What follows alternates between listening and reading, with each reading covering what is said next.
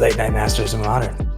Let's talk Magic. We're gonna play some sweet tunes and jam off to the sounds of the 70s here with Alex Kessler and Ben Bateman. And by 70s, I mean Modern Masters number 2. Not Modern Masters, Modern Horizons. It's not. I Googled Horizons number Modern 2. Masters 2 predictions, and I was like, why can I not find anything other than 2015? And then I was like, oh, because it's not what the set's called. Yeah, because that's what our podcast is named after. We should have changed the name. We should be the Modern Horizons podcast, or Horizons of Modern podcast. Horizons of Modern. Yes. So today, Modern Horizons 2 is coming up this summer. I believe this June. We're in the middle of May. And so it feels like it's time to release our speculation on what is going to be in it. What are we excited about to see? What do we want to see? We also have a bunch of contributions from Twitter. So it's a little bit of a grab bag episode. We're going to get to talk about what people submitted on what they want to see. And I'm pretty excited. I think something we'll also do at some point in the next, and maybe as we get closer to preview season, is we'll do an episode where me and Ben just with you guys rewatch our last our last prediction episode, which is I think one of the most viewed videos on our YouTube channel, just to get a like, and then like see how we did, right? Oh, we think this was going to happen and that's not what happened, or is this what happened? Or like, oh, that's a really good idea, I hope it happens this time. Or like we were like right 2 sets ahead of time, so like a prediction we made for Modern Horizons 1 that we thought would happens in 2. It'll be fun. So we're going to do that. But today we're talking about what we think is going to happen in the second set, what things we want to happen, stuff from the last set that we think will carry forward, and then a little bit of a review on how the first one went, which we'll probably start with. What are your thoughts, Ben? How hyped are you? I'm super hyped, man. I mean, Horizons 1 is one of the most fun sets that I can remember playing. I absolutely love that set. I'm trying to remember, did either of us do well in a limited event, maybe? No, not. That was Masters. I played in all of the Modern Masters limited events, which I did well in the first one. And the third. I know I did well in the second one. I'm trying to remember. Yeah. There was no third one. I didn't play in. We did the Q&A. So we did Modern Horizons GP at Seattle. We hosted I didn't play in it because we had to host the trivia show. That was the first time we did a trivia show. We did a chaos draft at one of the events. I can't remember which one, and we opened a pack of Weatherlight. And it was like expensive. It was like $30 or $40 probably. And I opened a Mana Web, which I think at the time was worth like $9. And it's a reserve list card. So I like threw it into a sleeve, put it in my box of invested cards. I like looked the other day and like everything else on the reserve list, it spiked like crazy. It's like $50 now. Wow. The whole reserve list is so ludicrous at the moment. It like the buyouts are crazy. But as far as Horizons 2 go, to get back on track, I'm super excited about it. I mean, Horizons 1 is one of the most fun sets that I can remember playing. It's everything that we like about Magic. It's powerful cards. It's unique reprints. It's a safe space for them to be as creative as they possibly can, which, if we're honest, what? I did it at quotation marks, the word safe, because we'll talk about that in a second.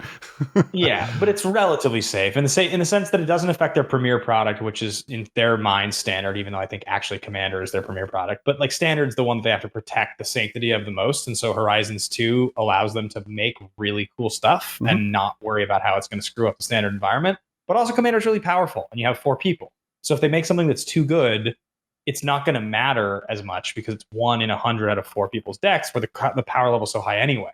So I think that's why it's so exciting. And I have to think that they will learn some lessons from the first one. My only concern is that I just hope that they don't water down the power level too much because of 2019 and all of the shenanigans that ensued from 2019. Yeah, it's going to be really interesting how they balance, because they just started designing the set like immediately after the first set, and maybe before that because it was just so popular. It's going to be really interesting also going into this preview season where last time the entire world was like, not the entire world, but there was a sentiment online going into it that it was, this is Commander Legends, or, like this is the set for Commander. None of these cards are going to make play in Modern. And then like they broke Modern and Legacy in half single-handedly.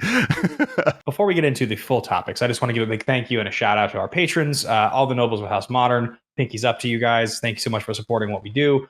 Go to patreon.com/theMMcast if you guys do want to support. We pay for this show out of the podcast pocket for the audio version, for the video version. And if you guys do want to continue to support what we do, it is a very important way to help what we do. Please check that out. And if you don't check it out, or if you do, but if you don't check it out, hit that like button. just the like button right down there, and subscribe because you want more modern content or modern content going forward. We're probably going to be leaning the podcast more into modern content now that the world's getting a little bit more back to normal. We'll still talk about Commander and some other and historic other formats as we do, but definitely modern is back, baby.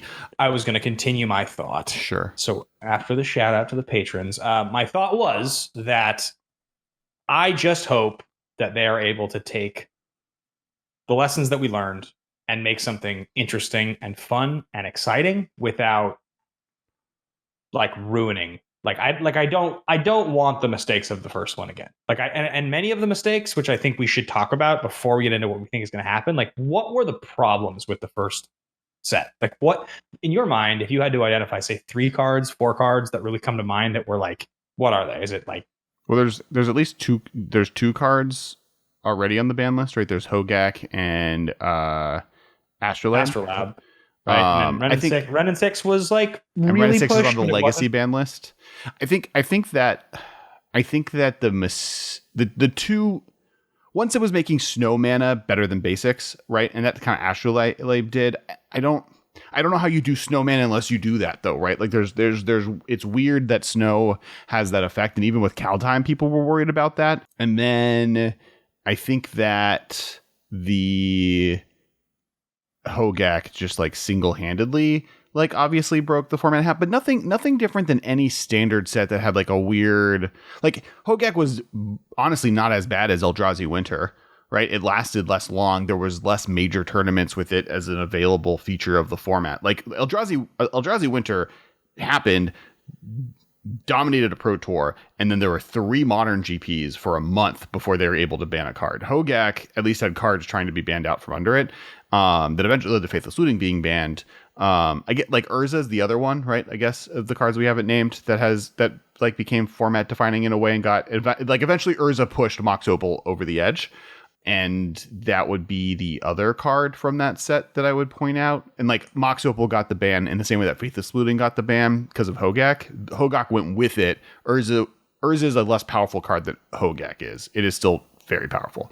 I think if you look at the cards that got banned and you talk about the mistakes made, and when I use the word mistake, they're not mistakes in the sense that I think that they aren't cool or they're clumsy or they're bad. I actually like every one of the cards we're talking about. I enjoy all of them in Commander. I enjoy all of them in Eternal formats like Highlander Gauntlet. I think they're really cool. I think every one of those cards is super, super cool. And I think probably there's a version of each of those cards that could have worked a little bit more successfully for Modern. But the truth is, if they had made it a little more fair, they wouldn't have been as exciting.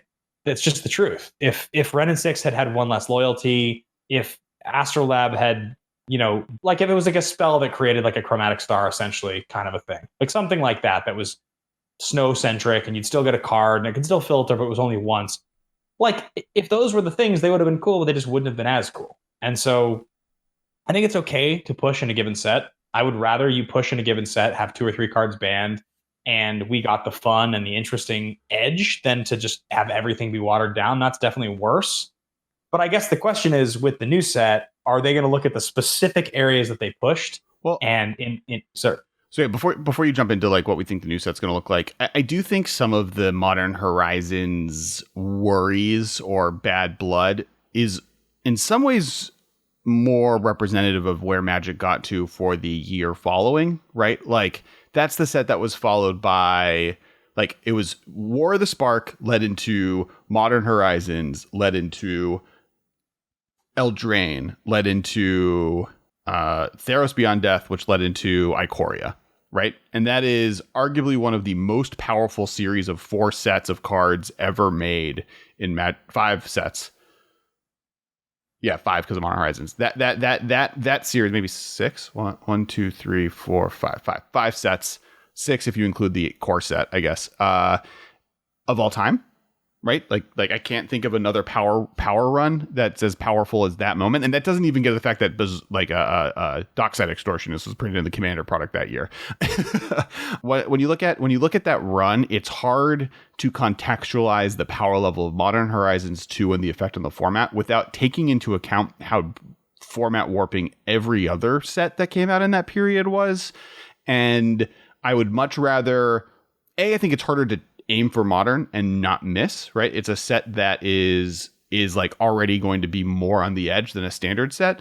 And B, I'd rather than come up with cool cards like Ren and 6, like Urza, than come up with something boring. Like one of the greatest sins of Conspiracy 2 was how much more boring the conspiracies were versus Conspiracy 1, because they thought they were too powerful in one, so they powered them down.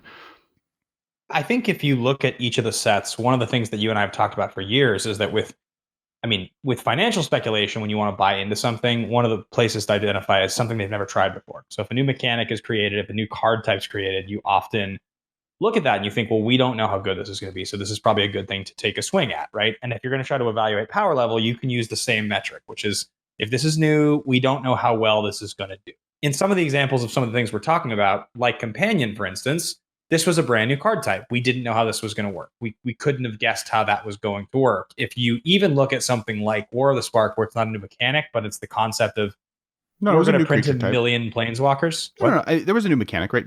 Static ability planeswalkers was the new like literally magic defining mechanic that was introduced.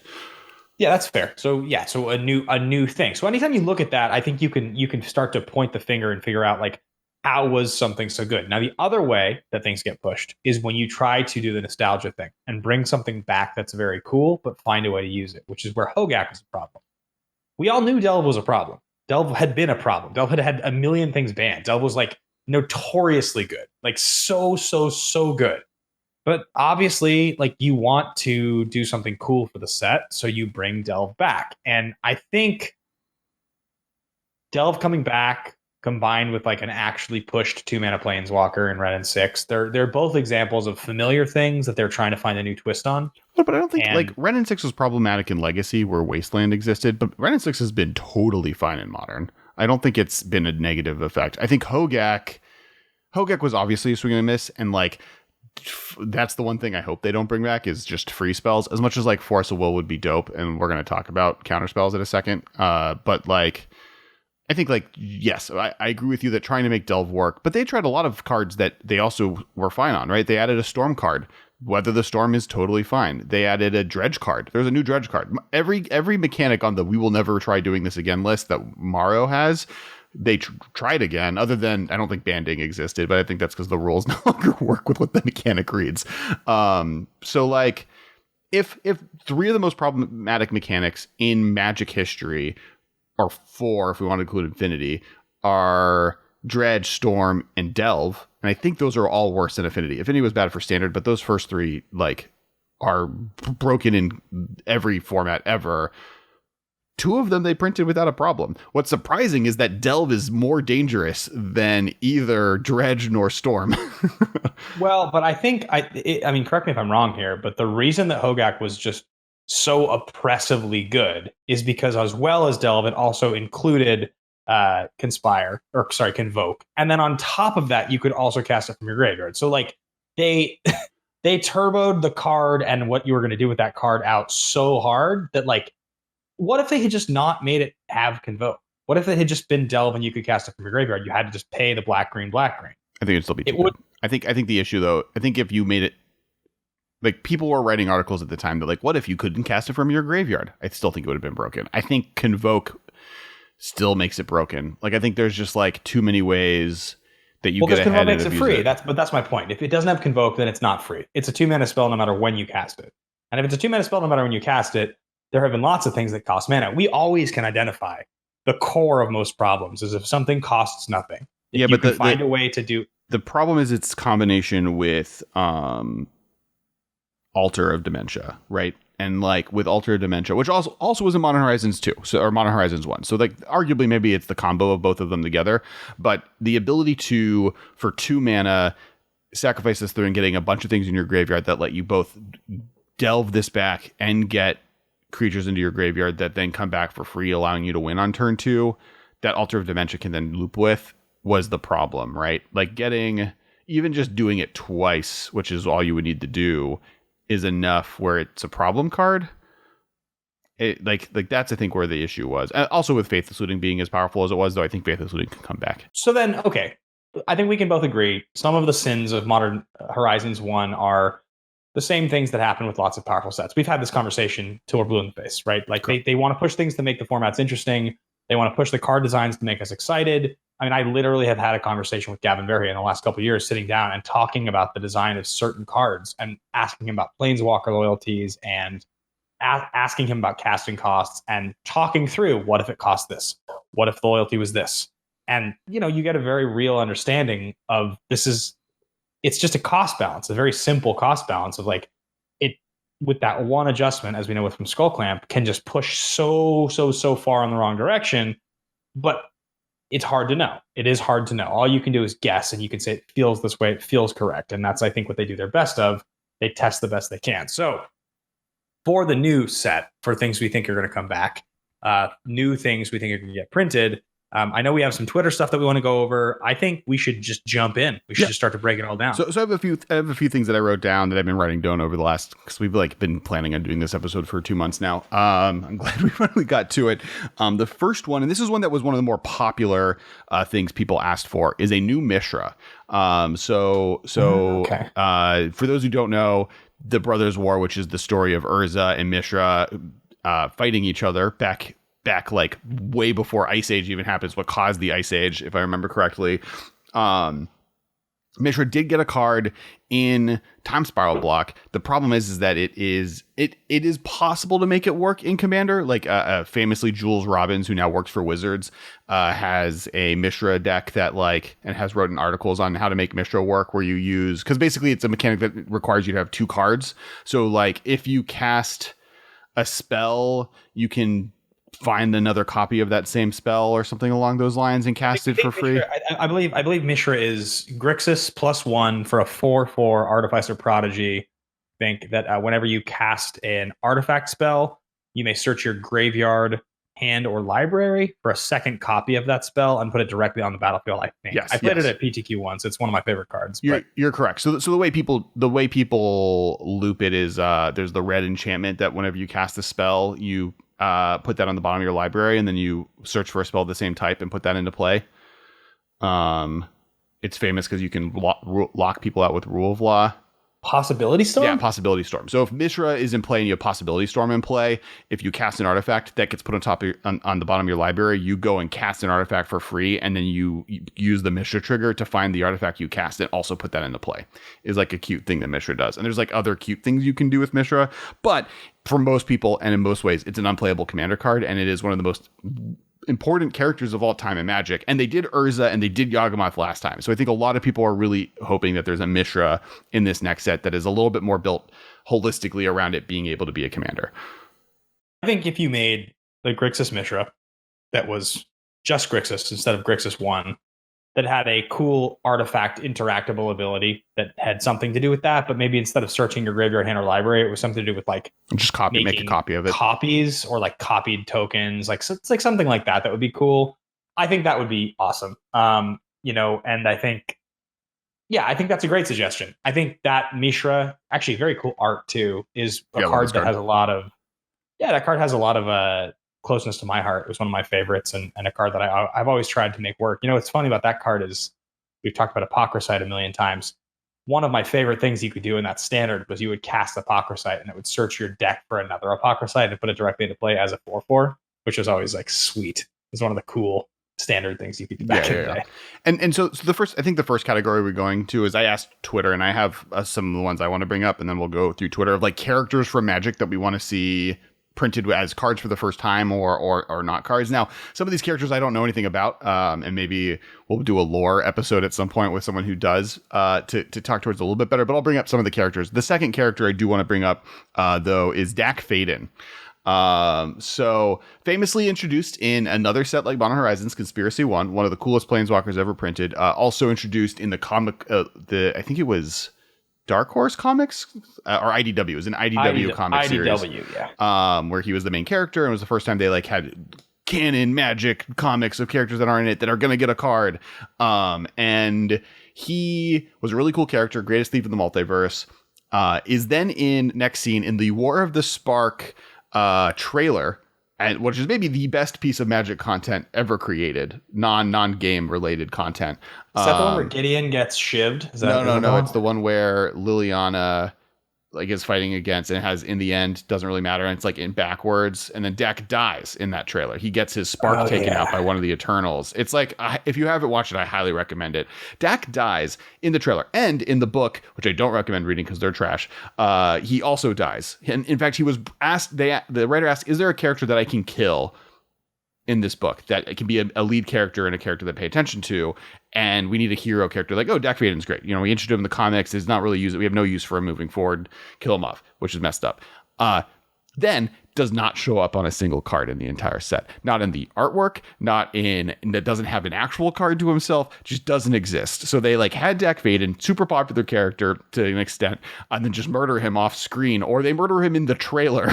It doesn't show up in the card art. So I this is my choice, as well as I got a lot of people agreeing with me, but give Dak his last card, one more heist, give us a 4-mana modern playable or 3-mana modern playable Dak Vaden card. Or just print Dak Vaden in the modern with art from War of the Spark. It's what I need in my life. That's honestly the rest of the set can go with to give me Dak Vaden.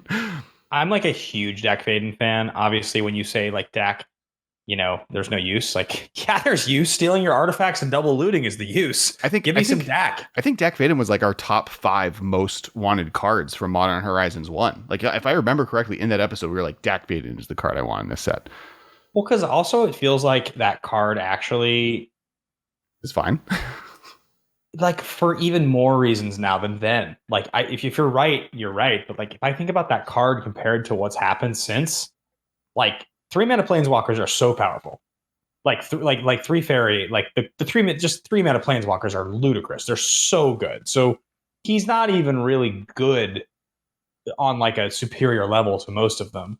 On top of the fact that early stealing an artifact doesn't matter almost really at all in most matchups in Modern. There's a few where you'll get lucky, but for the most part, his minus ability is irrelevant. So you're basically playing a 3-mana double loot that is extremely vulnerable. And there's even so many things now, like the new card they've printed you can cast for 2, or all of the different pieces of removal that get rid of Planeswalkers. He's very easy to get rid of. He's not really dangerous at all in the way that I think he was the first time he came around. So yeah, I love that card. I put that still on my list of cards that I would imagine probably that would make a lot of sense. Yeah, or a new Dak, a cooler Dak maybe. If we got it was a Dak, I would love to get Dak with a stack ability as if he was War in the Spark. Literally Dak murdered by Eternals or something, where it's it is a moment as if his card existed in that set. Okay, so what if it was like this? Instead of minus to steal an artifact, what if Dak's +1 was swap control of 2 artifacts? The welder, but you control, I control. We exchange control. I think what if it's too situational. He is only useful as a sideboard card against decks that have artifacts, and only as a deck index you're playing artifacts. That doesn't even do anything. Sure, but his minus ability just steals an artifact. So if they don't have one, his minus is irrelevant as well. Well, so but his plus is so good. Why not make it a plus? No, but 2 pluses, and then also a plus. But just he has the Royal Silence plus. He just has the same +1 draw. Just loot. He just loots instead of double loot. And then you'd come up with something else sweet. Maybe that's to cost 4. I don't know. I like the idea of the new. I like the idea of he has flash. If an artifact would enter the battlefield under your opponent's control, you gain control of it instead. I would love that. and then he has the loot plus, and then doesn't have a minus or something, or doesn't have a minus. Make him an uncommon Planeswalker, just totally out of that. Or if he has an ultimate where it's another a tutor for something out of your deck or something like that. But I think. Can you imagine if we were playing if that deck existed and we were playing Gauntlet and you tinkered for Blightsteel? And I flashed in Dak and took your Blightsteel. That sounds so dope. That's such a cool idea for a Dak Vaden card. He's the greatest thief in the multiverse. That's it. That's the move. He has flash and he steals an artifact when he enters the battlefield. That's all I need. So yeah, so that's Dak Vaden. The next characters that have been brought up a lot, and I think would make some sense, is we've already had this happen, right? So for those who don't know, the Praters are the 5 leaders of the different Phyrexian factions from New Phyrexia. There's Elishnorn, there's Jin Gitaxias, there's Vornaclux, there's Urbrask, and then there's Elishnorn. I said Elishnorn, right? Oh, the blue one. It's the black one I'm missing. I I had it, and then you said the name of Shieldred. Shieldred, thank you. Shieldred. And we haven't been to New Fricks in a long time. They started sprinkling them in. So, not Urabrask. Vorniclux showed up in Kaldheim, right? That's famously, that just happened. We were all there on Kaldheim. Tybalt was there. You were there. You were there. And so people are thinking, oh, maybe they'll start sprinkling in a second printing of all the Praters to kind of remind everyone who they are, so that when we do eventually lead back to New Phyrexia, probably 2 years at the earliest, or at least it could be any time in 2022, but probably even later, we're reminded who they are, and we know who they are. So a lot of people are like, oh, what if they print a new Praetor in Modern Horizons 2? And my question to you, Ben, is who would you want to see? It can't be Vorniclux. He's already taken. Who would you want to see? And do you think that'll happen? Because of the fact that we only have seen the one Praetor be reprinted, Vorniclux got that reprint. So then now we want to see the other 4 is the idea. Yeah, there's because we saw Vorniclux once, there's like a theory that we're going to start seeing Praetors in different places, or we're going to start seeing them more often as like reminders that they exist. It's possible that Vorniclux was that. Like they're like, hey, this guy exists, and also the character that the other card is like miserable to play against in Commander, so we wanted to make one that people can play against. Look how cool he is. But like, it's also possible that they'll do like, I think it'd be cool to get Jin-Gitaxias, like work your way up on the least playable to most playable. I think it'd be dope to get a Jin-Gitaxias that was a little bit more, like a little cheaper and like a little bit more less miserable to play against. Yeah, like what if it reflected the same ideas, but it was the mini version? Like what if Jin-Gitaxias was 3 mana? Like, and what if it was like heavy, like it was blue, blue, blue? So like if it was triple blue Jin-Gitaxias and maybe it was like 3/3 flash, doesn't have an ability, but at the beginning of your upkeep, you draw a card. At the beginning of their upkeep, they discard a card. So like it's. I think discard in blue is hard. Well, they discard their hand though. That's what Jin-Gitaxias does. Sure. Okay, that's fair. That's fair. So like I mean that's his thing. So what if instead of it being massive, it was like, so you don't draw a card until your next upkeep, but it has flash, so it works. You do an end of turn, so you get the first draw. Your triple blue for your 3/3 gets you a card. At the beginning of their upkeep, they discard. So like. If it's in play for a bunch of turns, your flash 3/3 legendary creature is really good. Maybe it's a 3/1. Maybe that's what it is. So it's easy to kill. I think the Praters, like I feel like it should still be expensive. Like I like Urabrask always being the cheapest at 5 mana. So I think it being a 6 mana spell is fine. But I like your idea of like then it has to come up with something powerful. I almost want to lean, and like as much as I don't like that this mechanic keeps getting printed, I think just like Narset ability. And then you draw 2 cards a turn is like a fair version of it. Like your opponent can only draw 1 card a turn, and you draw 2 cards a turn.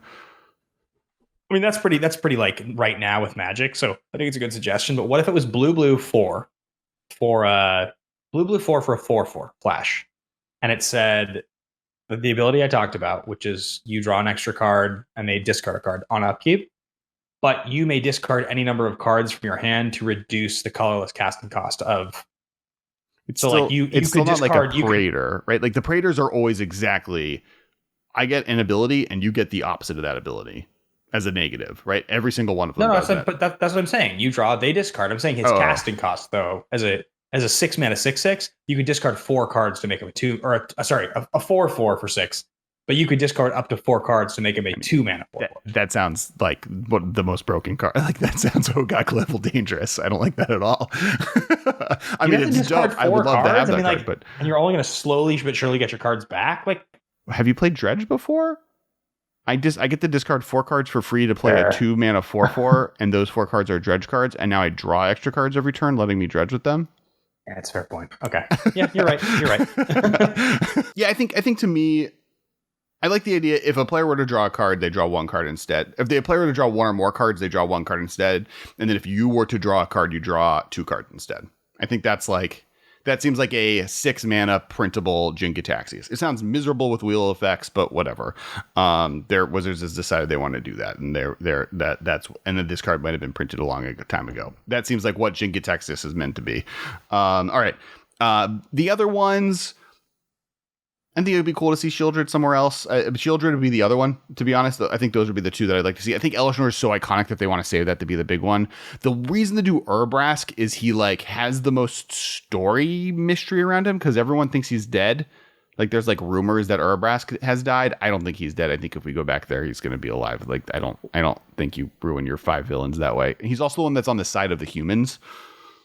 I was like Urabrask is of the ones that have been printed, he's the most like normally playable card. Like it's not I mean, Elesh Norn is playable in the sense that it's like a blowout, but like you can cast Urabrask. It's like a 5-mana haste 4/4. But like in some decks, you just draw that card and you play it early in the game, and you just like get in for 4.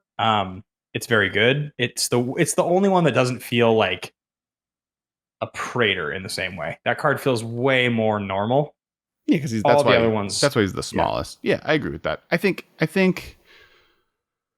Yeah, in some ways, I think it is Elesh Norn, I guess, actually, now thinking about it, where, like, because of the... Like, this is the moment to have Elesh Norn be this big featured moment, is in Modern Horizons. It's such a big, loud, important product set that comes out. I don't know. Yeah, it's hard. I think all of them could be it. Everyone but the green one. I don't want to speculate on what they do, though, because I don't want to spend that could be an entire episode. So those are the ones that I have listed of different characters. As far as Twitter goes, just to go through a few interesting ones. Commodore Gruff is one that is like one of the original, like, Urza's saga against Yawgmoth, the Phyrexian era characters that hasn't gotten a card, is one that I saw a lot of. I had no idea what his deal is. And chat, I'd love if anyone below wants to tell us what they think Commodore Gruff would be doing. He's one that got bring up. There's a card that's Asmoran no more Dekai's Tinacule the Dakar is the full name. It's like infinite letters. Is a legend that people want. And apparently it's a real card. And then someone else said that this is like, there are like rumors that this is actually in the set, and spoilers, I guess, for the set, but there might be even leaks that this card is actually getting printed. I don't know anything about this card. My guess is he shows up in flavor text, or she shows up in flavor text, or they show up in flavor text, and we just don't know. But that was an insane card, and then someone brought that up.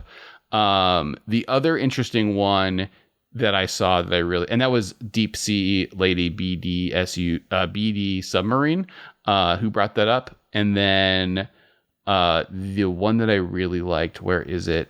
Well, do you have any characters you want while I look for the next one I want to look up? I mean, historically, I'm not somebody who pays as close of attention. I mean, some of those old ones that I love from the old days, like you mentioned Mishra, but like some of those characters from Future Sight I love, like Ithai Arcanist, or there are characters like that I think are fun, but they're not like grounded or like rooted in a way that I feel like they're iconic for people. So, I have some that you might like. Someone brought up bringing more of the Grandeur card cycle, giving the modern day character versions, since they were all like descendants of old cards, but they all have Grandeur, so they're not unusable in Commander, but like the ability they were balanced on is unusable. So printing a modern day version of those cards, or like a continuation of those cards in Modern Horizons. Yeah, I mean, seeing Lanessa would be real sick. Like, I love Lanessa Zephyr Mage. Like a new Lanessa would be sweet. Yep. Korlash. Who's the green one again? Kroos. Beru, Fist of Krosa. That's what it is. Yeah. I knew it was. I knew it was for sure a descendant of Kamal, but it's Beru. Did you hear the Ren and 7?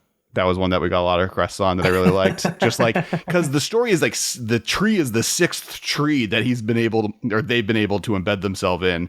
So they're just the 7th one. Like something happened to the last tree. Now they're a 3-drop and they're now in a new tree. Sure. So green, red 1, like loyalty 4, Ren and 7. Sure. Yeah. Just does 2 damage, or so, like all the abilities are just ticked up. I think Ren and 6 has to be one of my favorite cards, if not my single favorite card from all of Horizons. I love Ren and 6 a lot. It's such a cool card. It's also designed for you. That card exists to please Alex Kessler. That is true. We got a few more asks for Davriel. Davriel is he showed up in War of the Spark. He was created by Brandon Sanderson, which is like one of my favorite writers. So that would be really cool. He's a big Magic player too.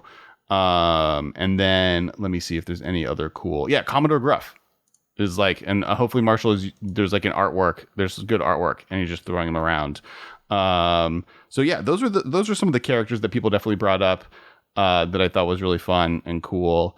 Now, he's the guy looking at books in the card Wild Research. Oh, Let me look up wild research. He's got like a big orange beard and he's got like a I'm thing. pretty sure I know where this is going. I think I know who you're talking about.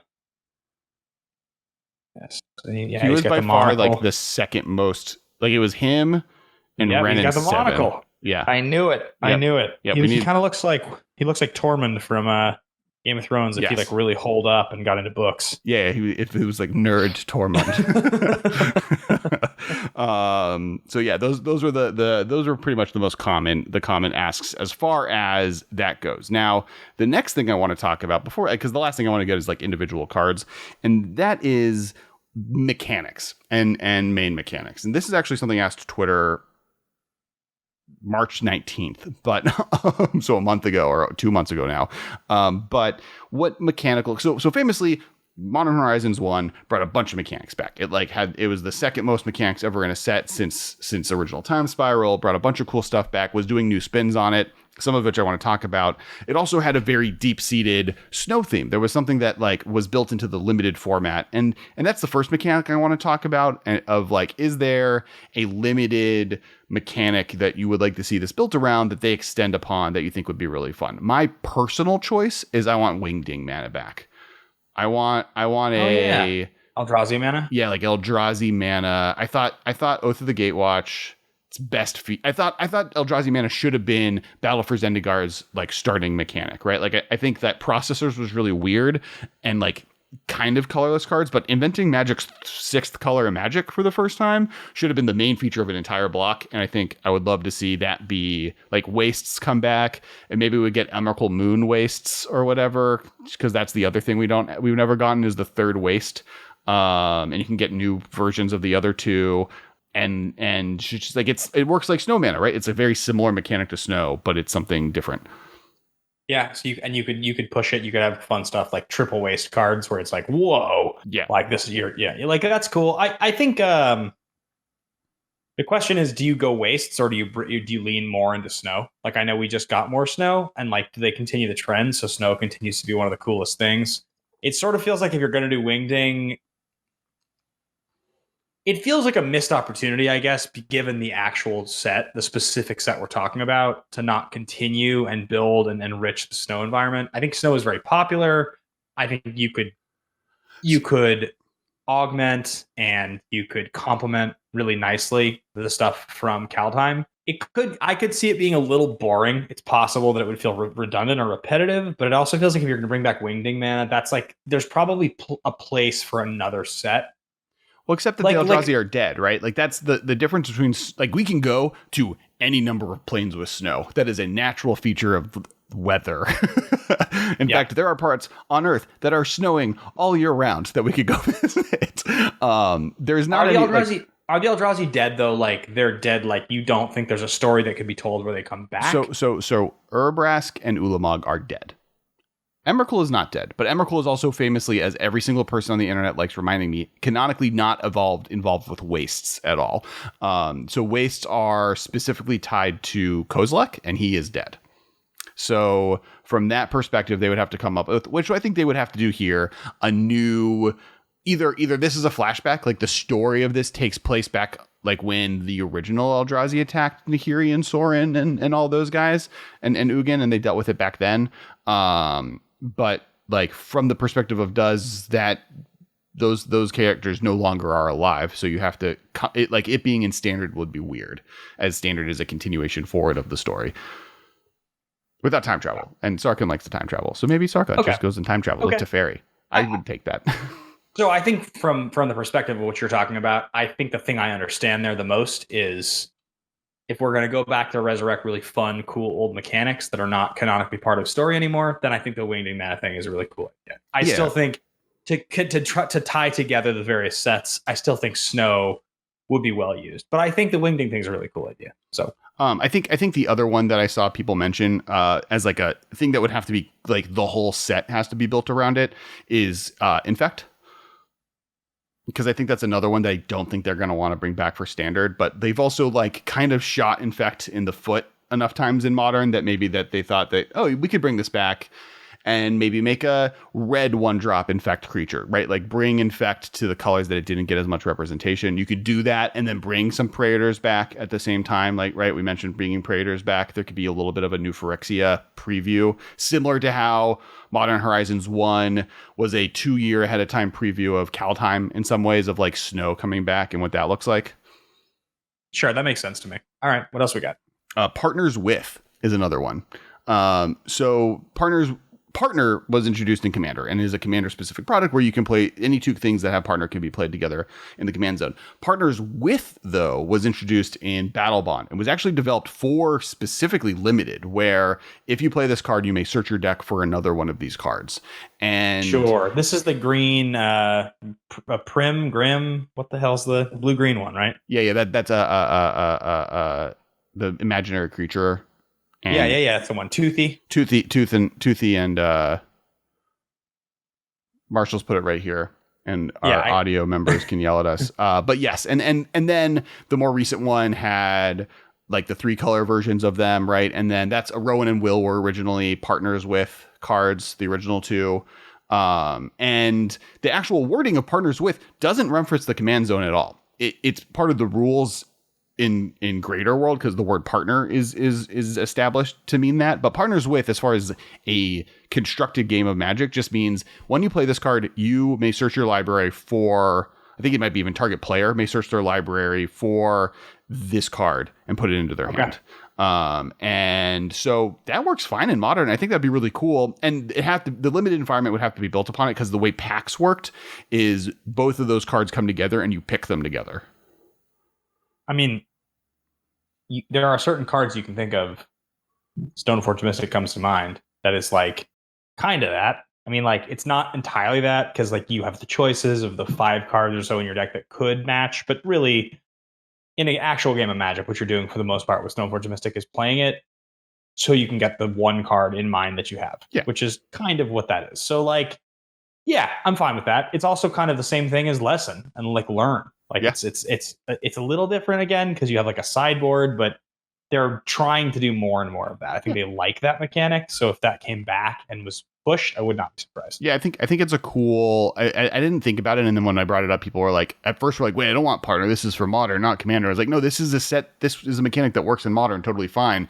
And there's really cool designs, right? You could do like and you can bring some of the Battle Bond legends in and reprint some of those. You can do new ones. They don't have to be legendary either. There's like 5 different non-legendary Partners with cards that are just like, okay, Soldier, Apprentice, and it's like a 2. These are made up, but basically like a 2/1 for 2 that like when it attacks, if a creature has first strike, it gets first strike, and then there's like, and it has trample or something, and then you find like Soldier Teacher or Soldier Master, and all creatures with first strike get +1/+1, and it has first strike or something, like, so they like work together in a cute way, but they're just like made for limited, so it has a cool limited effect. And the last one is Transform. Just as like we're leaving modal dual face cards, we're going to Innistrad, where Transform is going to be a big part of the mechanic, and this could just be the set to like an amuse-bouche of like clearing the modal dual face card type and going into the Transform card type where it's a flip. So my question on that note is, with the card type Transform and the whole double faced everything, like, do you think Transform and double faced is something that will be in every single set going forward, one or the other? I know Transform's a little bit less common. Double faced now is just like sort of in every set. It's like seemingly. I don't know if we'll know until we know what February looks like. I think it could be. I think that like they could have realized, it's cheaper if we just have double-faced cards forever, and just like our printers have that as an available technology in all sets moving forward. I can also see it just being like they did it for a year. They've said this is only happening for a year. It's just kind of weird that Innistrad is the next set right after that. So it'll be. But Transform is different than double faced, right? They're distinctly different. That's like why when you say Transform, like it that brings to mind one mechanic.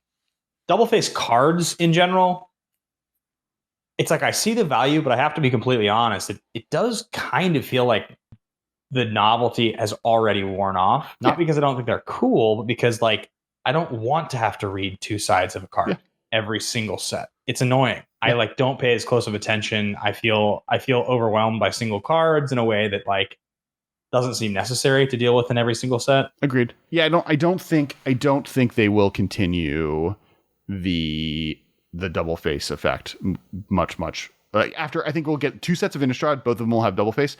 I'm guessing that, or I'm proposing that there's a chance that Modern Horizons 2 has double face cards as a part of that experience. And then you have like 2. What's cool about that is then you get 3 sets of modal dual face cards, and then you get 3 sets of dual face cards, right? And then that's kind of like the 2 looks at that. And I think that would be cool. The other cool thing about doing double face cards, if they do it in Modern Horizons 2, which would be sweet, is they could do a lot of pre-spark Planeswalker creatures, which is like one of the best, coolest parts of Magic Origins, right? Was the 5, and then the Nicol Bolas that they did later was that one dual face card that like lets you has a creature that can be a Planeswalker commander, but also it was playable in Modern. Almost all of them, except for Chandra, saw some Modern play, with like Nissa maybe being a little bit more fringe. That would be sweet, like to just get other characters right before their sparks flipped, right? Like getting a Ugin is the one that I've always wanted, right? An Elder Dragon, 4-mana colorless Ugin that switches into an Ugin Planeswalker on the other side. But you could do like any Planeswalker Nars that hasn't had that happen already, I guess you'd want to lean into. Yeah, I mean those Origins Planeswalkers are some of the coolest, most interesting designs, and they're very iconic to us as Magic players, like Jace being the most iconic. But I have to say, like, honestly, I mean, Chandra's pretty underpowered, but that's another card that I like. I like that whole cycle. I've played almost all of them at one time or another. Yeah, one thing I think is really cool, and I in general like this, and I was kind of actually going to lean into this more with the Praetor conversation, is it would be fun to see a 1-mana version of every Praetor, which I know like is not something they would do because like they're too iconic, but like imagining what the cheapest version of each of those characters would be that you could balance to have some late game potential, I would love to see. Oh, just like the I get a thing, you don't get a thing. Not necessarily that they're Praetors, but like the double-sided negative plus positive effect. I think there's just like there's not a lot of Magic effects that are not too powerful that you can do that with. To cost 1. Like life gain, every turn I gain a life, you lose a life, but even that is like a weird if you made card. If you made a black white hybrid 1/1 for 1 that was like a cleric. At the beginning of my upkeep, I gain a life. At the beginning of your upkeep, you lose a life. That could just be mono black, right? Black can do both of those things. You can make a 1/1 black cleric at the beginning of each opponent's upkeep. They lose a life. At the beginning of your upkeep, you gain a life. That card's fine. That could be a Sheoldred. You could do like at the beginning of your upkeep, put a +1/+1 counter on, or proliferate. At the beginning of your opponent's turn, remove a counter from target permanent they control. From up to 1 target permanent they control. That could be a black. That could be a blue one or a green one, right? Like that. There's like stuff like that you could do. White one, like beginning of your combat step, up to 1 target creature you control gets +1/+1 till end of turn. Beginning of your opponent's combat step, up to 1 target creature they control gets -1/-1 or something like that. Yeah, maybe. Or like at the beginning of or at the end of combat, untap a creature you control. At the beginning of combat, tap a creature they control for 1. So like you give your creature vigilance. Could not reference lands. That'd be unfair. And then like it could be like, well, green could be untap a land, tap a land.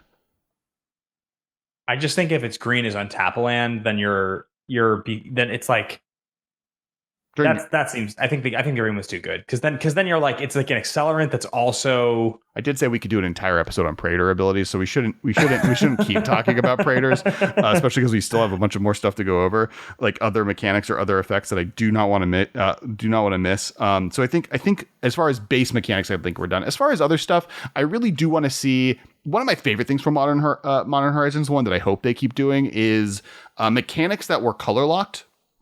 And seeing what they do outside of those colors, right? Like we got the white overload spell, or we got delve in red, or we got dredge in red, right? Like the all of the mechanics that like belonged to factions. So therefore you couldn't have them be in other colors. All of the Ravnica abilities, right? Every keyword that's ever been on Ravnica, like there's very little populate cards out of red green, and the ones that are red from the one commander product that exists. Exalted, famously, right, was only in Bant, and then they did black white. But that means there's no red Exalted cards. There are now, because Modern Horizons, I think, did do a red Exalted card finally.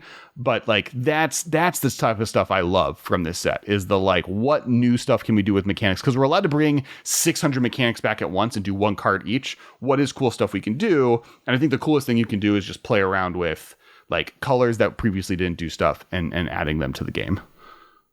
Right. And I think like color shifting certain abilities is something that they're somewhat willing to do, like set to set. But in general, I think your point more there of finding a narrow way to include a color in a certain ability that's not necessarily off color, but is like a partial piece, like something that color kind of did sometimes, right? Like red has like reshuffled permanents, and like it's done the Chaos Warp ability sometimes. It's a thin thing it's kind of messed around. So like if you find a cool ability in red in Horizons 2 that is like a take on that, like sweet, that's awesome. That feels like something we've seen. I'm more saying like, so for instance, Dash, right? The mechanic was from Fate Reforged and Dragon's Hero, but it's only in the black, red, white factions, and then eventually only in the black, red faction. So there's I think Dash was from Cons, wasn't it? It wasn't in Cons. It was in Dragons and Fate Reforged. It wasn't in Cons, because Cons was the other one. It wasn't Dash. Okay, well, yeah. Never mind. But Dash in Modern Horizons 1 got a green card because it couldn't exist in green. Or for instance, Winds of Abandon is the Overload spell. Originally, Overload was only in blue and red because it was the Is It mechanic from Return to Ravnica. But because they went to Modern Horizons, getting Overload, because you're talking more like color shifts, right? Like playing around and stuff that colors normally can't do, but then like bending that, which is also cool. But I'm more talking towards like Overload as a mechanic can go on any color. There's nothing about spending 6 mana to make this target everything versus 2 mana to make it target only one thing.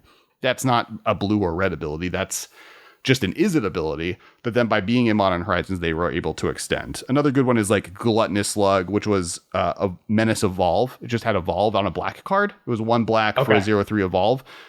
There were no black Evolve cards on Simic, because all of those cards are blue-green. So this is a cool time to be able to do that, right? That's kind of more the idea. Or like even like a black, red, white extort creature. Right? That's cool. That's really cool. So like there's cool ability. There's a bunch of abilities in Magic that, because Magic is so often faction focused and so often each faction has their own ability, that those abilities have never been put on creatures that aren't in that. And Magic will continue to do that. It'll be cool to see those. That's kind of what I'm saying. Also down for color shift. I'm into that. That's always dangerous. I know, but like some of the stuff from Horizons 1 did that, right? Like Generous Gift is a color shift version, obviously, of Beast Within, which like is very cool. Like that's a popular card from the set that people like, and it worked because it felt like that was something that White was interested in doing. So I was even more just referencing things that I feel like I've seen Red do, or like certain things I've seen those colors do, and building upon those sort of niche, like, Teferi's Protections, like something in White that we've seen a little bit of. It's a cool thing. Like it's a very specific, very unique, very iconic card. Could you come up with like a version of My Permanence Phase Out that's not just the standard, like exile target permanent, returns end of turn? Is there like another version of Teferi's Protection that you could find a way to make a card that would be like really cool, but not just the same card? And I think looking for those cards that have been really fun and really cool with like commander products and building upon them so that those colors get a little bit more of that same thing. So the next thing is cycle completions. Okay. So the big one, the one that we all know is on its way, is the swords. Because of the last Horizons, we just assume it is. The last Horizons had black, red, and blue, white. There are 3 additional allied colored swords that we have not seen. We might only get 2, and then they're leaving one last one, which is another like great reason for this to be like a preview of New Phyrexia, and then for New Phyrexia to come with the last sword, and it's just like the one in the entire format. That's cool. Which sounds cool. It could also just be all 3 here. The ones that we were missing are green, red, blue, black, right? Blue, black, and white, green are the 3. And I believe I have an entire kind of question on what do they do, which we don't have to get into because there's like a lot of really cool things. One was cool is like red, green makes a treasure. Or like one of the red abilities can be make a treasure. Like abilities that didn't exist before, or the blue one can make a clue. like the like a sword of learning and Sure. like But like, blue black could literally be make a clue, target player discards a card, or make a clue, target player like reanimate a 2-drop. that's cool. Yeah. It feels like the cost of the swords in terms of efficiency are very like they feel high. Like the 3/2 thing feels high compared to like most of what we kind of see nowadays in terms of like powerful cards. Yeah, Like for modern they're too weak, and for standard they're too strong. I think probably those swords you're talking about, like at the power level you're talking about, they're probably too strong in standard, but not by too much. Not if I mean, I guess if standard depowers heavily, but if you're talking about cards like Uro, like that doesn't feel that much better. It just feels like the I same mean, type of value Wizards engine. Wizards has said that the swords were too powerful for standard. Now, mind you, Stoneforge Mystic was a part of that, and if Stoneforge Mystic wasn't there, does the swords that they printed see play? And I don't know. I think the I think answer. the I answer think is I think no, I know the answer to your question. No, I don't think they do. Like because the they format didn't that see play once Stoneforge Mystic was banned, right? They weren't like there was not a deck that was like making black green Cobblade work without Stoneforge Mystic. I mean, I remember that same format. If you weren't playing white, like you'd play a green red deck, like a ramp deck with swords, because like you'd power into a sword on turn 2 with a bird, and like you could suit it up the next turn if you had nothing else to do, and you'd like get ahead, and like that was a cool thing you could do. And so in theory, there'll be like 1 mana creatures that you can do that with in standard. But I also think like spending the entire first several turns to like suit up a vulnerable creature to attack with as like your cool thing you're Mm-hmm. doing. I don't know. Like that just doesn't seem not at the power level that we design cards now. Yeah. Like the removal's too good. Counter spells are fine. The threats. Like here's the truth. Actually, if I put a sword on a bird of paradise and I spend like 2 turns to get there, and I know birds is not in standard, but like if I do that, the comparison of that to just what gets printed nowadays as a 4 mana creature, it's just not even close. Like a 4 mana creature nowadays, a 4 mana 4/4 with like a sick ability is like just every set has questing beast or like something that's just going to be basically as good as a bird with a sword. So it's almost just like that power level, I feel like, of the sword has been stripped by the power creep of creatures. What you're making a creature into with a sword, they feel more specialized now. Like you want that sword in the particular matchup where the colors matter, or it's a specific type of ability that like you need in a certain matchup. But like just having a +2/+2 for 5 mana to get it on a creature the same turn with like some marginal abilities, they'll never push them beyond the level you talked about. Like clue and you discard, or even the classic ones, right? Get a creature back, gain some life, draw a card, shock. None of those abilities are that much better than what you get just like off like a 4 mana or a 5 mana creature now. Yeah, that's fair. I don't think I'm. There's a debate then that maybe the swords can do something cool, right? Like in some ways, the black red and the blue white one were a little underpowered. I think actually they were pretty good and people underrated them, but they're a little bit under the power level spectrum. And maybe the answer is that the next ones just can be better. I think like I still think we're getting them, right? I think that Wizards is now like committed with the last 2 that they're going to make the 5 allied ones. I think people will be mad if there's not at least 1 and or 2 of the new ones. So if there's only 1, it's like a promise that the next 2 are coming. And if there's 2, there's a promise 1 is coming, or they just do all 3 in the set, and we'll see where they end up there. I think what I had, I actually found what I wrote down for what I would want them to do. I think I have for red green, return a land from yard to your hand, and then that's the green effect. And then the red effect is discard a card, draw a card, because that's a red effect we've never seen on one. The white green one was destroy an enchantment, play an extra land this turn. When you do damage, I think those are sweet. I also think like thinking even further now about not 4 mana but 5 mana creatures. Like, what about like Elder Garganoth? Or like Goldspan Dragon. The argument, right? The argument isn't that these are modern playable. The argument is they're going to print them. So what do they do? No, I know. But I'm just now I'm trying to think about how good they could be. Like, sure. How because I feel like the ones from Horizons 1 are not that good. I feel like they're Well, the when I strength, read them and I like think about them, they feel a little boring compared to the old ones. the strength of these are also that they're played in any color, right? And the protection, right? If it was just the ability, like all three of the things together, that's why the blue, red, and one is played so often, is because it allows red, white decks to draw a card every turn. Yeah. Yeah, and the black blue one I had was Exile a Graveyard, Scry 3. But to your point, might be able to be just Exile a Graveyard and then Try to draw one. I feel like you could, Ponder or Preordain. Preordain, yeah. I think if it's Exile a Graveyard. What if it was like Exile a Graveyard? If a creature card is exiled this way, gain a life. Well, I think Exile a Graveyard on a sword is like really strong, actually. Just every turn. Repeatable Graveyard Exile is like so backbreaking against for decks that like use their graveyard. Like I hate what's the name? Ashiok, the Dream Render. Like this card is miserable when it's in play.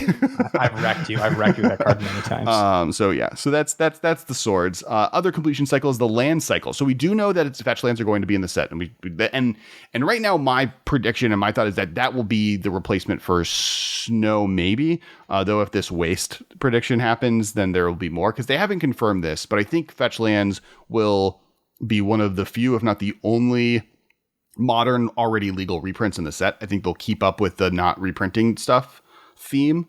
So fetchlands being in the set makes sense. Fetchlands being in the set, which has been confirmed, also could mean that landfall makes a return, just on a side note, or other mechanics that do cool stuff with lands. But will they do another land cycle, a rare one? And because they did the Horizon cycle before, right? And which cycle do they do? Do they do the rest of the Horizon cycle? Do they just like keep up with Horizons being the land type of this, and we get the other 4 allied ones? Do they do another, like, do they do the Grove of the Burnwillow cycle? Do we get all 5 Grove of the Burnwillow lands in the set, which would be really cool? Any other lands? They've confirmed that they do not want to do River of Tears or Nimbus Maze as a cycle, correct? Yeah, they said they don't work well from a gameplay perspective. They're both kind of memory issue pains in the asses. Like the blue-white one's just worse than any check land that they've printed into the ground. And the black-blue one has like weird memory issues that has like rules violations for beginner issues that they just don't want to have to deal with. Right, that makes sense. With the fetches, do you think that we're looking at 5 or 10? 5 for sure. I think they've confirmed that it is the enemy 5. If it was 10, I don't think there'd be another rare cycle in it. I think they've confirmed that there will be 5. The 5 enemy colored Zendikar fetch lands will be reprinted in the set. Enemy colored, so you'll be able to get Scalding Tarns in this set. And Mystery Forest, and which like will make this a very popular set, obviously. Well, the set was going to be popular regardless, but yes, that is included. Do you think there'll be another land cycle? Or rare land color fixing cycle? Yeah, I think so. I think probably the rest of the Horizon lands. The Horizon lands are called Horizon lands, right? That's like in their name. Yeah, and they're also like super popular. I actually am sort of shocked that those they never went up higher in price. There's just so much value. I think they will. There's so much value in that set that it was like eventually the like bunch of rare lands that only see 1 of or 2 of play weren't able to carry the value of the set. I just thought like by now even it's only been like a couple. I guess has it really only been 2 years since Horizons? I think so. Yeah, maybe 3. Wow. I forget if 2020 exists. Yeah, that seems like I mean, honestly, if you ask me from like an excitement perspective, if you tell me that I could open an enemy fetch or any Horizon draw card land as my, like there's 10 of them in the set, like that's some real value. That's a reason to buy a box straight up. Any other cycles or completions of cycles that you can think of you want to talk about? I think those are my main ones. I guess, there was one. And this is a little bit like the characters. So the Praters, so there are, let me go to my notifications. There are 10 guilds on Ravnica. When Ravnica, this is story stuff. Sorry, Ben. When Ravnica was founded, there were 10 Praters. There were the originators of each of those guilds. Some of them, Niv Mizzet was one of them. Azor, who is the blue-white Sphinx bad guy from Ixalan, was one of them. He was Azorius's founder. Rakdos, the demon that shows up, named Rakdos. He was one of their founders. So we've gotten 6 of the cards for all of them, and there's 4 that we haven't. Those are Swagther, the Golgari one, the Gruul one, which I just Scissorism, I guess is how you pronounce it. Matt Selesnya, which is the Selesnya one, and the Simic one, which we don't know anything about them other than that their name was probably Simic. This was from Omega Cybers, is who brought this up, and we'd want to see that cycle completed, right? Let's get all 10 of these characters. That feels like something you wait for Commander Legends to do, or like Commander Legends 2, or something else. Way more sense if you're going to go for those iconic names. But I guess the question there is like, so Ravnica, Return to Ravnica, and then like the third Ravnica sets. It seems like those names are very iconic in Magic. We could get one. Like, I could see us getting one of them. Like that's I think more likely because they've been sprinkling them, right? We got Azor randomly, and we got additional ones at other different times. So I can see us getting like the Simic one or getting the Golgari one or whatever. I mean, Return to Ravnica is 8 years ago. Like in the last 8 years of Magic, we've only had one printing of a set that would make reference to that stuff, and a lot of Magic is about new acquisition, right? Like new player acquisition. When you say two sets, but like two of the same cycle, correct? 2 blocks. We've had 2 blocks in Ravnica in 8 years. The one you're saying Return to Ravnica and then Ravnica Allegiance. Yeah, and War of the Spark and all that. Yeah. So I'm just saying, if anybody in the last like 5 years who's gotten in, like how iconic or like significant is that? Like, is that? I think it's pretty significant. I mean, like, I knew all of the Ravnica guilds going into before Return to Ravnica happened, and like I did not play during that set, right? Like they were a big part of Magic. I think likely in the next 3 years we will go back to Ravnica.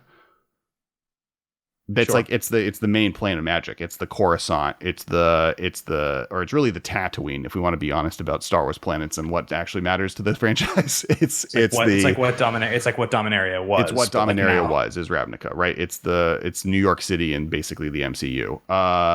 So I don't know. I think it's likely that we go back there, and I think those characters are important. And like Azor showed up randomly, right? Like Azor was a character that we got on Ixalan block of all places. So it doesn't always mean those characters have to be on there. It's just if they weren't, they had to be a Planeswalker at some point. So, and there's like story there still, right? Like Azor is out there and can get his spark back now that what's-his-face is dead and whatever. So like Praters could be a big part of the plot moving forward on Ravnica. Who knows? It's also where Jace lives. Like there's been times we've gone, we went to Ravnica on Magic Origins. Like we've gone in core sets and stuff at like random times because it was Jace's. Origins is like 14 or 15. I mean, again, like long time ago. But yeah, Origins is more recent than Return to Ravnica. But yes, yeah. So all right, now the last thing we're going to talk about after cycles is just individual cards, and this is I think the part you're most excited by. The first one is Counterspell. We've been talking about this for years. I mean. And some of this is like how much people talked about thinking these cards would be fine to be printed in Modern last time, and they were afraid of it or they weren't sure. And then everyone being like, yo, you should print Counterspell. 2 years later, maybe we just get Counterspell or Force of Will. Like those are the two big counterspells to think about. Let me ask you this. What do you think is safer, Counterspell or Daze? Counterspell. I think Daze is the least safe counterspell to print into Modern. I think Force of Will is safer than Daze. I think really? I think Daze is not a fun play experience. Even though we have Shocklands, and so, just because enough 2-color decks will display islands, and like they don't care. Play islands. I think the misery of having Wasteland and Daze in Legacy is like the reason people hate playing against Delver, and I think Daze is actually more problematic than Wasteland is in that deck. I think Force of Will is probably also over the line to be clear. I think it's fine probably, and every time like decks become degenerate in Modern, I'm like, damn, I wish Force of Will existed. Force of Negation does a lot of the work there for it, though. And honestly, I think we might get... The one thing I think we might get that isn't the fetch lands as far as reprints of Modern legal cards is I think we might get some reprints from Modern Horizons 1. Like, I can see us getting Force of Negation, because where else are they going to reprint that card? That to me feels like if you're going to ask me what like the slam dunk is, I feel like that's the slam dunk. Like, it's such an iconic card from the first set. It's such a good thing to have in Modern. I can't think of many sets that printing Force of Negation would make as much sense. You don't think they reprint the whole cycle, though, right? No. In fact, what they could do is they could Leyline the Void it, where they do Leyline of the Void. So famously, originally in Ravnica, then reprinted that cycle of cards in a core set. I think core set M2011. But Leyline of the Void was reprinted again, and they created 4 new ones. They could do Force Negation, and then maybe the green one is reprinted, but then the white, red, and black one get new card versions of them. That would be cool. Because none of the rest of them were like particularly exciting or good, right? The black one's a medium removal spell. The white, that's okay. The white one is all creatures get +1/+1. It's the Anthem, yeah. And then the red one was like famously bad. The red one was restricted to like be the red one, like read. It should have read like, do cool thing, except it's going to be bad, so don't play this card. Like that's what the red one feels like when I read it. I'm always like, oh my god, 6 power? Like I should be able to use this, right? Oh, this is terrible. Yeah, the red one is, it seems the most like the card that they had it be the cool way, and then as they played with it more and more in testing, they were like, this is too good, and making free spells is really hard that are good enough, and we do not have enough time. So let's just make this bad, and we don't have to worry about it. The rest of them are good. It's okay if this one sucks. Yeah. I think Force of Negation will very likely get reprinted. I think of all the spells we just talked about, if I was going to rank them, I would say Force of Negation is the most likely to get a reprint. I think the second most likely is Counterspell. Third most likely would be Force of Will. Fourth most likely is Daze. Yeah. I don't agree with you as much on Daze. I think the tempo advantage there's not as strong of a tempo advantage you can gain in Modern. Like you can, and there are cheap creatures, but there's better ones in some ways. I mean, not better ones in Legacy, but you don't have Wasteland. Like Delver's not good in Modern for obvious reasons we've talked about. So like it gets a lot better with Daze though. I mean, that's the type of card that makes it so Delver is playable in Modern. I know, but like the cards in Modern that are good tempo wise are cards that require you to have mana, like Swift Spear. Like, so returning a land, like setting you back a turn to try to like accommodate, like really slows your clock down, and you can get caught really easily because those decks are not full of power. I'm not saying it's necessarily like, I'm not saying it's straight up, because like there's an Ad Naus deck, and there's a lot of decks, and there's a Dredge deck that like find a way to use Daze, and just you hate it. You're just like, why? Your deck got 7% more powerful, and this is stupid. But I think free counter spells are dangerous, and Daze is a much more miserable experience than Force of Will. Like Force of Will, you go behind. You have to discard 2 cards and you lose a life. Daze just causes you a tempo play that most decks in most formats of this caliber can deal with. Right. On the Counterspell train, because Counterspell would be my favorite pick of these. I think it's so iconic. It's like, it's the card. In Modern, we're now at a point where none of the other 2-mana counterspells are really seeing real play, right? Like Remand is barely doing anything. Mana Leak doesn't see any play anymore. Like the 2-mana counterspell spot is kind of just fallen off by the wayside. So I think now is like a time that's perfect for just classic counterspell to be added to the most popular format, most popular constructed Eternal format, and just bring it back, right? I think people would be super hyped. It would bring such excitement, and it'd be really cool. The other one that maybe is possible is Memory Lapse. Okay, yeah. I mean, Lapse, but I would argue Memory Lapse on some levels more miserable than Counterspell. Oh, sure. I think it should be Counterspell, right? Of these cards, I would choose that. But that does bring me to kind of my next point that I think is really interesting. And we've already seen one, right? We got one card on the Mystical Archive that is a Modern Horizons 2 card. I think we're going to get multiple, cards from the Mystical Archive that are Modern Horizon 2 prints into Modern. Counterspell being a good one, right? Like Counterspell being printed into Modern would be cool.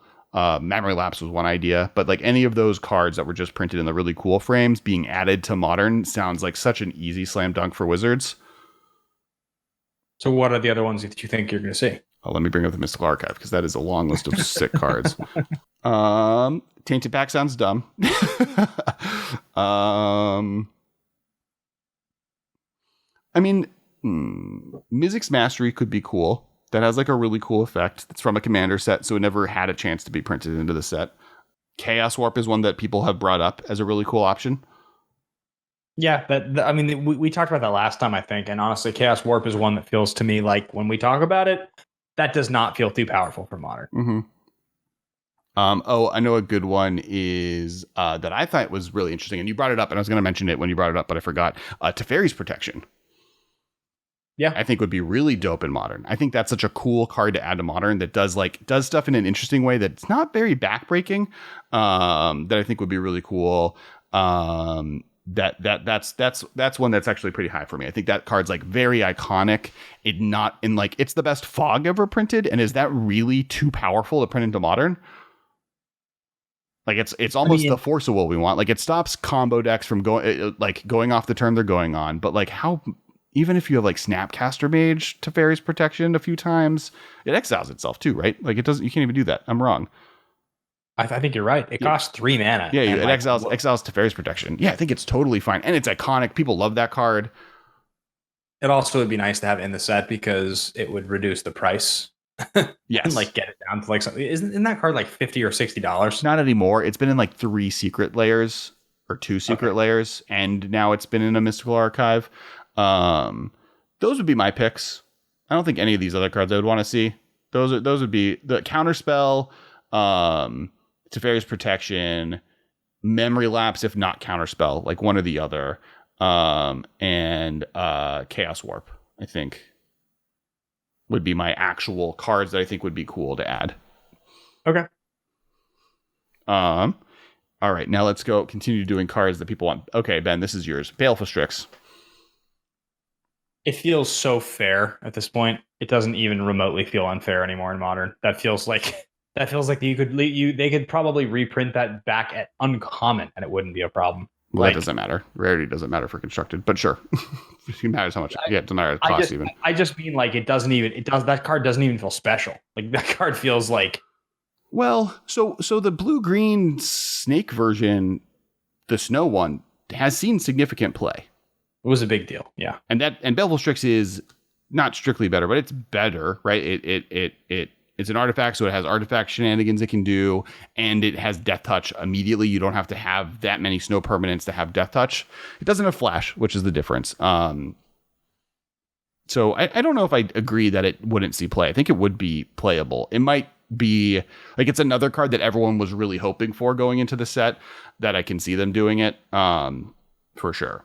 Next card, Shardless Agent.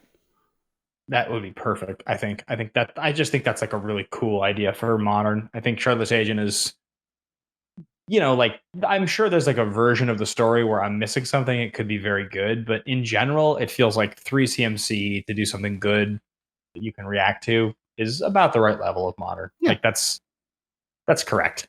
Yeah. I don't think any of the cards that really would break that card are too problematic in the format already. Maybe to that many 3 mana, but like I like all the Cascade decks, if they're good, is fine to me. I don't think I have a big problem with the cards that are legal. All right, this one's interesting. This is from the Bagger. Ruination. 3 in a red sorcery, destroy all non-basic lands. Oh, interesting. Costs 1 more than Blood Moon. Sorcery costs 4. Destroys them versus makes them pseudo usable, but like better. Like Blood Moon affects every land I play for the rest of the game, making it I can't use them. Ruination just makes it so where I've gone so far doesn't work, and I have to move forward. I think I'm fine actually with Ruination. Yeah, I think it's cool. Totally like cool and acceptable. Yep. Next card is Toxic Deluge. 2 in a black sorcery. As an additional cost to cast the spell, pay X life. All creatures get -X until end of turn. That's a little dicey. I think what we've seen out of Plague Engineer the last couple of years is that like even a 3 mana card that just has a marginal effect is good. Like it's quite good actually. It's had a huge impact. Mm-hmm. Having a 3 mana sorcery speed thing that for like 3 life you can wipe the board just makes me feel like the black decks get a significant advantage. Like the 4 mana barometer of whether it was like Damnation or Languish or whether it was like Wrath of God, any of those, Supreme Verdict, like those effects always have made me feel like if I'm an aggressive deck and I know you're playing those cards, I have a real shot to get you down to almost nothing or maybe tempo you into the ground. And if you just have 1 black in your deck, you can pay like 4 life and just my game's over. Yep. is the one turn difference makes any single creature deck that I play feel real stupid. Yep. And like you don't care about 4 life, 5 life if you're just trying to survive a creature deck. And that was from at Barbarians Riddle or Barbarians Riddle. Next card, and this is one that I'm like, I go back and forth on because on one hand I like absolutely want it, and by that I mean I want the one that's banned, unbanned. And in other hands, I'm thinking maybe just do this, but in red, or do it in the reverse version. But that is careful study. And this is blue, draw 2 cards, discard 2 cards. And this is Faithless Looting without the flashback, right? So you only get the first half of it. But that's really the important half.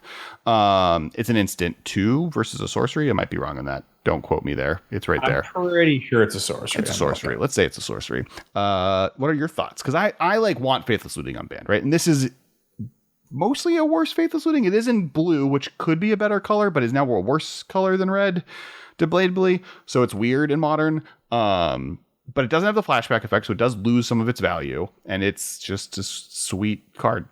I think the fact that you're dealing with blue, it is a sorcery, and the fact that you're dealing with blue means it's just better. Like, now I guess the flip side of that is that blue for 1 mana has so many ways to deal with your hand and like library anyway. There's just like a million different things you could do. So getting one more card is almost just like, why? Right. The reason it's so important in red is because of the fact that it's in red. Like there's nothing else in red that does that. That's one of the thoughts. One of the thoughts is just printing Faithless Looting without the flashback. Just do 1 red, draw 2 cards, discard 2 cards. That's a fair idea, right? You could call it careful looting. I think that will not happen in this set. And the reason I say that is they had to ban Faithless Looting because of Modern Horizons 1. And I can't imagine Wizards being the type of person. Like, there's the reason they do that is like, oh, you know what? We had to ban this card, but here's a fair one in the next set. That might be what they do. More likely, they're like, no, we're not giving you another one of these. If we'd unbanned Faithless Looting before we give you another one. And I don't think the flashback part is the reason Faithless Looting is good. The next card, and this a lot of people brought up. This I'm reading from specifically Zachariah Bennett. Give us burn players this classic spell. Price of Progress. 1 in a red instant deals damage to each player equal to twice the number of non-basics that lands that player controls. What's funny is I literally at this point felt like Price of Progress was in Modern. That's like how... That's like how familiar that card feels, but I guess it makes sense that it's not. It would be a big deal of a spell. I think you could print prop at this point. Like, it's not necessary to play non-basics in Modern. Like people do, you can, but like for the same reason Blood Moon's fine, it's not a necessity in a way that like just dual lands and Legacy are. Like they're so clearly just better than all of the other lands. You have to play them. Like shock lands are very good.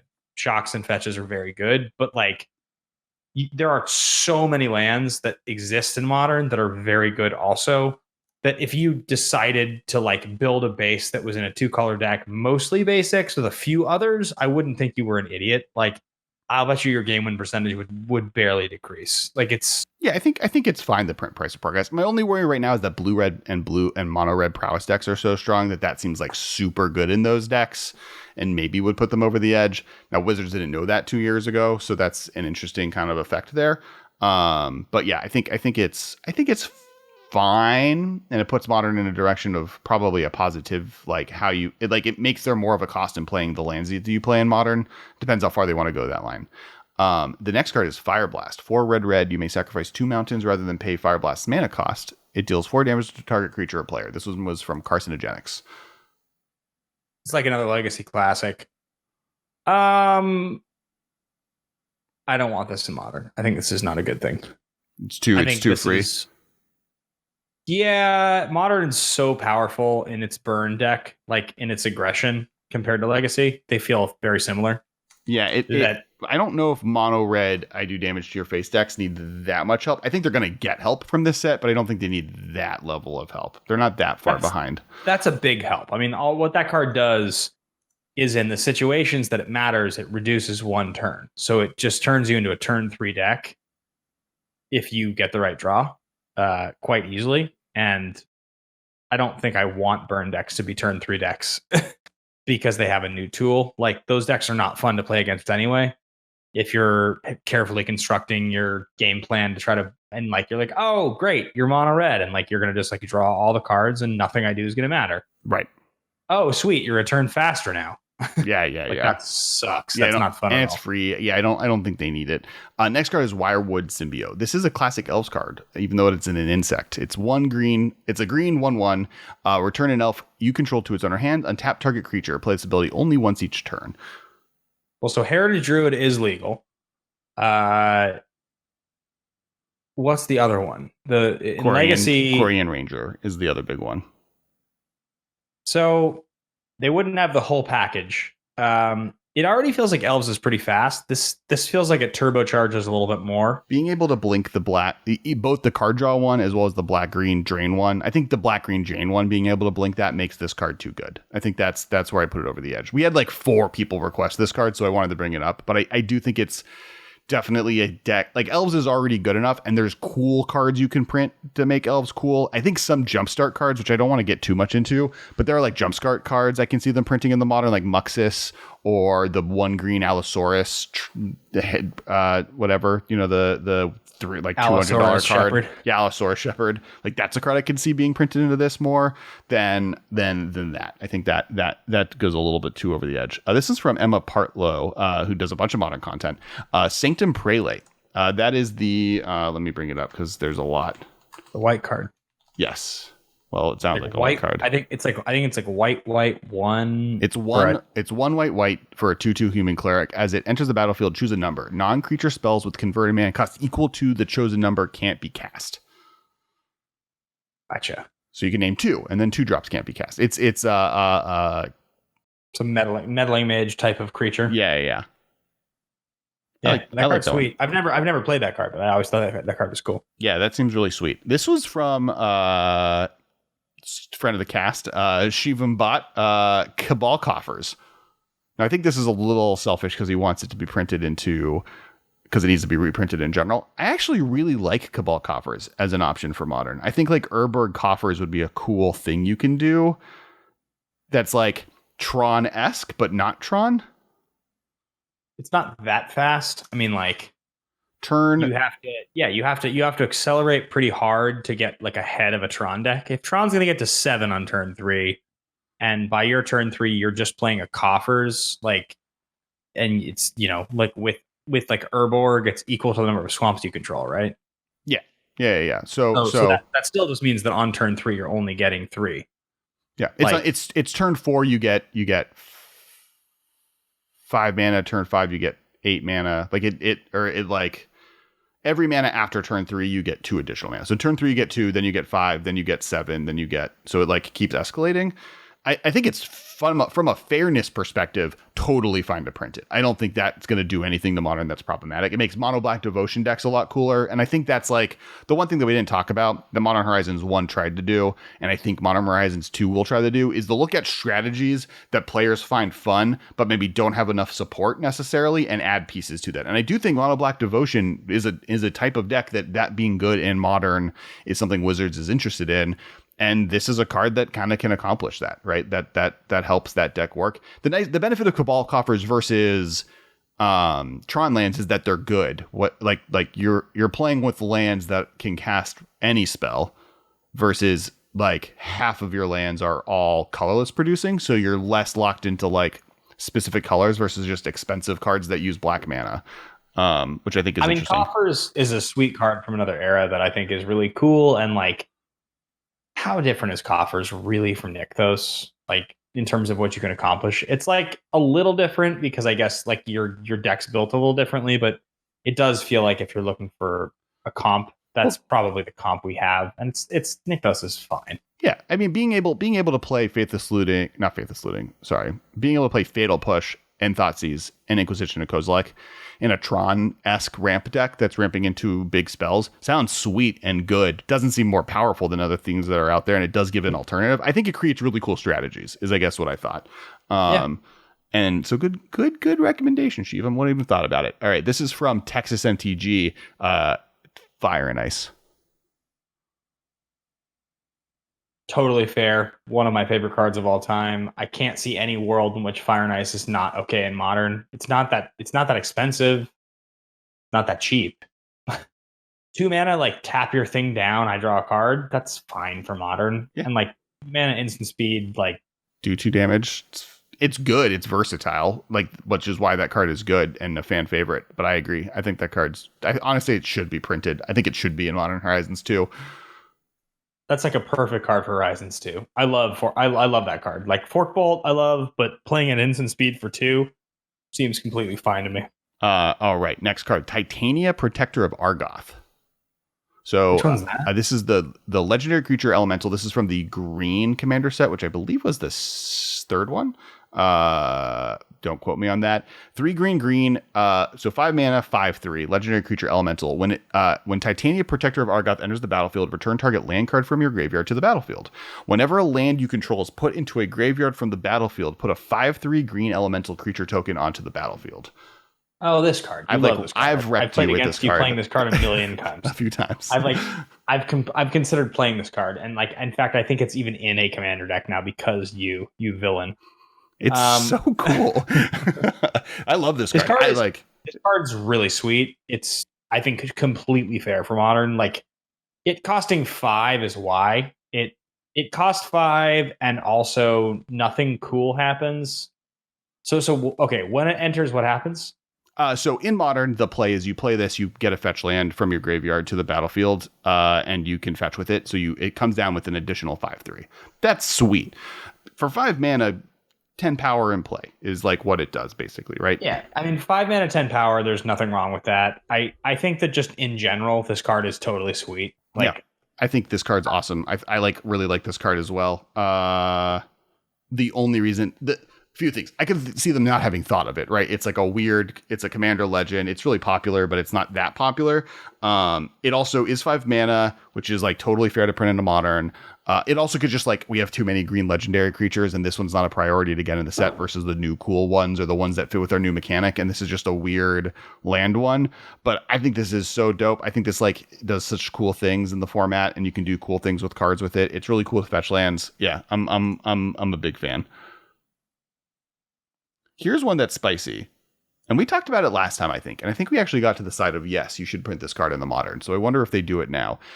This is from Ben Kabiziak, or at Decolonized Cant. Rishadan Port. Yeah.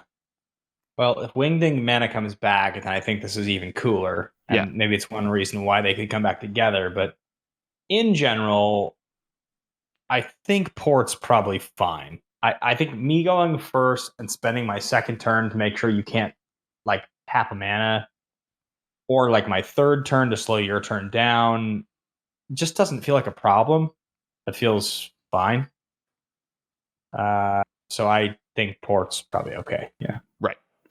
Next one is so as far as I'm perspective, I don't hate the idea of Modern getting another good mana card, like a Wasteland S card. I don't think Wasteland, I think, is problematic to add.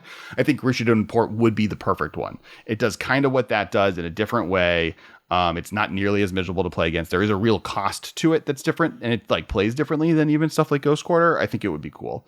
The next card is Psychotog.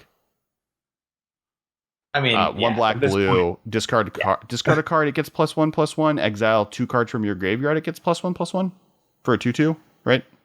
I mean, the second half of the ability, the exile ability, is the only one that actually matters. But I think Psychotog's fine. You're not going to show me a world in which you gaming the whole system to get your Psychotog real big is not just me being pass to exile. Yep. I think the removal in the format. I crack my fetch and I fatal push your Psychotog. Yep. Yeah, I think it'd be fine. I think honestly, the only reason they wouldn't do it is that it's boring. But I think it would be cool, as just an uncommon in the limited format.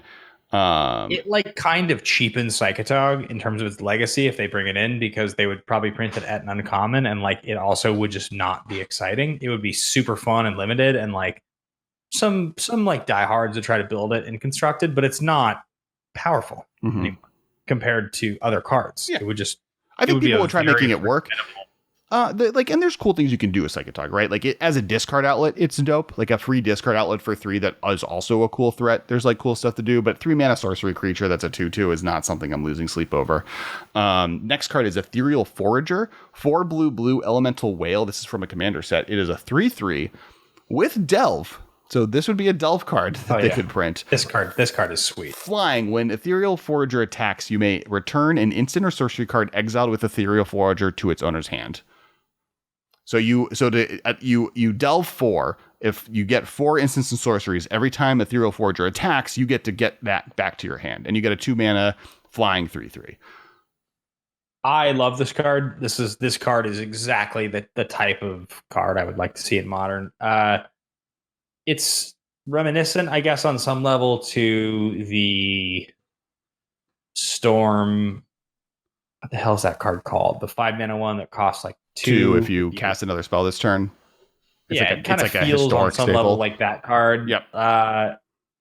But yeah, I think that card's really sweet. That just seems so like a cool. fun Modern power level card. Yeah. That is something I'd like to see, is more, not necessarily as much reprints or new cards or reprints from old sets, but even just cards from Commander product and like weird set like Conspiracy added to the format. That was, I think, one of the things that was missing last time, is like, I want to see more. And I think that's what they said, right? They're like, hey, we know we said legacy cards were going to be this and like iconic ones, but for the most part, this is just new cards with some legacy cards that we thought were dope. This time, I think they might have taken the hard, like, oh no, they want the masses want dope cards from legacy and or like the Commander products added. And this would one that I think would be really cool. Isn't very good in Modern, right? Like, or isn't very good in Commander. So it's like, doesn't see a lot of play yet, but it would be great for Modern. These are 2 cards that we got a lot of asks on. The first one is Chain Lightning. My personal answer is no, thank you. We don't need it. I mean, Chain Lightning is fine. Like, it's not more powerful than other things. It's just the redundancy is the issue. And I just think we don't need that redundancy. Like Burn, for the same reason Fire Blast is not necessary. It's just, right. I don't need another Lightning Bolt. Like, it's not, I think it's not a Lightning Bolt, but like, I love Lightning Bolt. I think Lightning Bolt already has this very specific effect on the metagame, and I don't think the metagame needs 8 copies of it. I'd rather get a blue or green card that is comparable to Lightning Bolt Path and Fatal Push. The other card that we got a lot of recommendations are Hymn to Torak, and I don't think that's ever getting printed in the Modern as well. I think just like its best case use case scenario is miserable. Target player discards 2 lands and doesn't have lands for the rest of the game is like not a thing that's good for Modern. Yeah, I agree. I think Hymn to Turok is one of those cards that legacy players who can operate on 1 land love, and in Modern, like, we are cheap, but we're not that cheap. And there's too many decks that want you to hit your drops, that getting Turok like that.